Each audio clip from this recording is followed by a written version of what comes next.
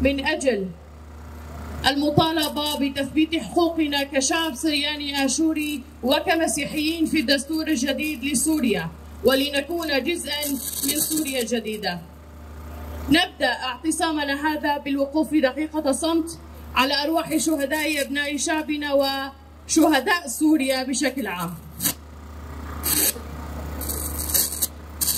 نحن كشعب سرياني مسيحي لا نريد أن نهمش مرة أخرى في وطننا، ولا نريد إقصاء بحق أي شعب آخر، ويجب أن يكون هذا التمثيل قوي ديني وشعبي.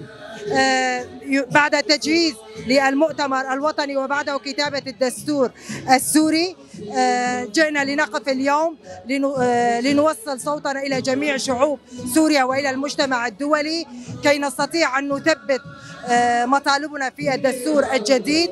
نحن لا نطالب على مستوى شمال وشرق سوريا، بل نطالب على مستوى سوريا عامة.